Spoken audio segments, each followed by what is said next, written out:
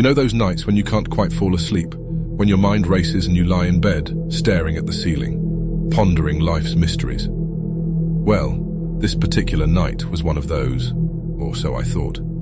I tossed and turned, the digital clock on my bedside table mocking me with its relentless ticking. Midnight had come and gone, and I was still wide awake. Frustrated, I decided to grab my phone and maybe scroll through some mindless social media, anything to distract myself from the insomnia that plagued me. As I reached for my phone, I noticed a faint glow outside my bedroom window. I live in a quiet neighborhood, and it's unusual for anything to disturb the tranquil night. Curiosity piqued, I got out of bed and approached the window. What I saw froze the blood in my veins. Outside, bathed in an eerie, otherworldly light, stood a figure, a woman. Her long, tangled hair hung like a curtain around her face, obscuring most of her features. She was dressed in what appeared to be ancient, tattered robes that swayed gently in the breeze. I should have called the police, I should have done something. But I was paralyzed by a sense of dread, a feeling that this was no ordinary intrusion. The woman was not alone. She was surrounded by an unsettling aura of darkness, as if the night itself had gathered to witness her presence. Suddenly, her head snapped up, and her eyes locked onto mine. They glowed with an unnatural intensity, a malevolent light that sent a shockwave of terror through my body. In that moment, it felt like she wasn't just looking at me. She was peering into the very depths of my soul. The minutes ticked by, though they felt like hours as we stood there, locked in that chilling gaze. My heart pounded in my chest, a primal instinct urging me to run, to hide, to escape this ungodly encounter. But my body remained rooted to the spot, trapped in a macabre tableau with the woman outside.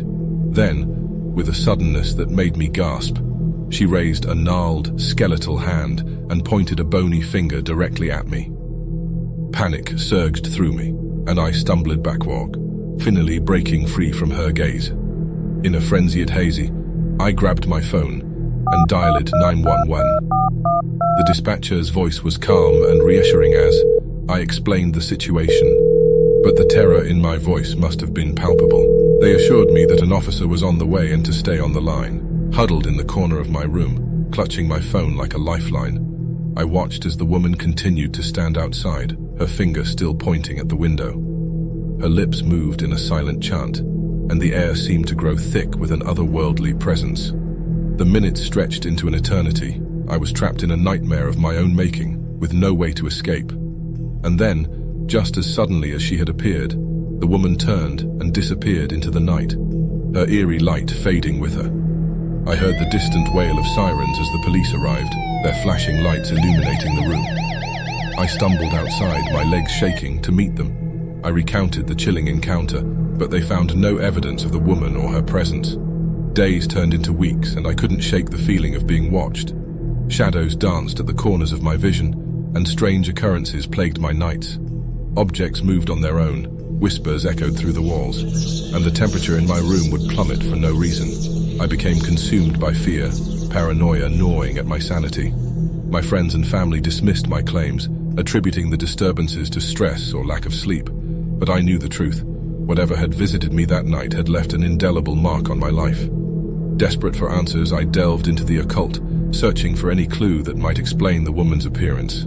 My research led me to stories of malevolent spirits and vengeful entities that were said to visit the living at the witching hour, seeking retribution or simply tormenting the unsuspecting.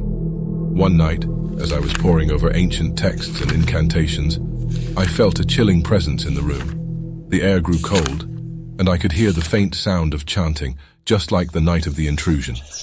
I turned to see the woman from that fateful night, her eyes once again fixed on mine. This time I was ready. With trembling hands, I recited the incantation I had found in my research, hoping it would banish the intruder. The room seemed to pulse with energy, and the woman's form wavered. She let out a blood-curdling scream, and with one final desperate look, she faded into nothingness. The room returned to its normal state, the eerie presence finally lifted. The encounter left me shaken, but it also gave me a sense of closure. I had confronted the malevolent force that had plagued me, and for the first time in months I felt a glimmer of peace. But I can't forget the haunting image of that woman's eyes, or the fear that still lingers in the depths of my soul. The witching hour, once a time of quiet introspection, now holds a dark and foreboding meaning for me. a reminder that the line between our world and the supernatural is thinner than we could ever imagine. Hey, it's the dead of night, and I'm in the comfort of my own home, nestled beneath the warm covers of my bed. Everything seems perfectly ordinary until my eyes are drawn to the ornate mirror on the wall across from my bed. This mirror is unlike any other in my home, an antique passed down through generations of my family. Its elaborate frame is adorned with intricate carvings and gilded patterns, making it a family heirloom I've always admired. However, tonight, as I gaze upon my reflection, something feels wrong. My heart quickens as I notice that my reflection doesn't quite mimic my movements. It's as if the person in the mirror is subtly out of sync with me. Panic sets in, but I dismiss it as a trick of the light, or perhaps my own fatigue playing tricks on my mind. With a deep breath, I decide to investigate. I get out of bed and approach the mirror, reaching out to touch the cool surface. To my astonishment, my reflection doesn't mimic my actions at all. Instead, it stares back at me with an eerie, malevolent grin. I stumble backward, falling onto my bed in shock. This can't be real.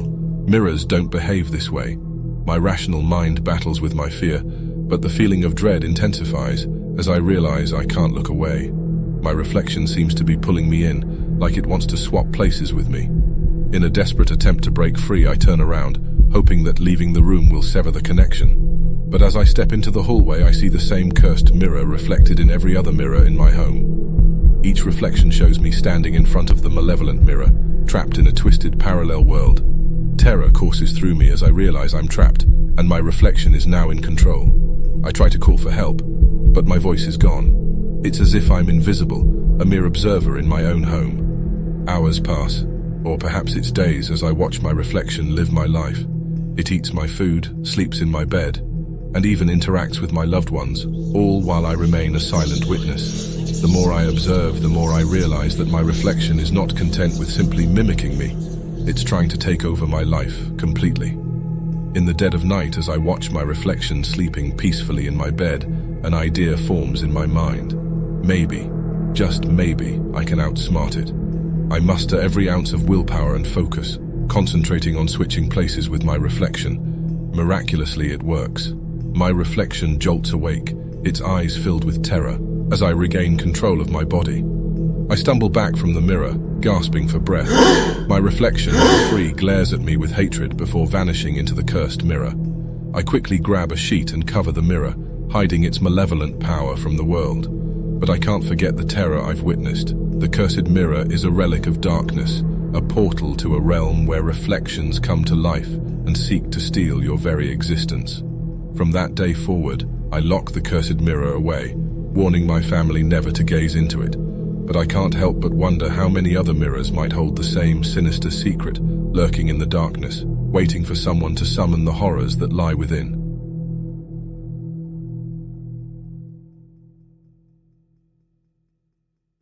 It's midnight, and I'm lying in bed wrapped up in blankets, half asleep and half awake. The room is dark except for the faint glow of the streetlight filtering through the curtains, casting eerie shadows on the walls.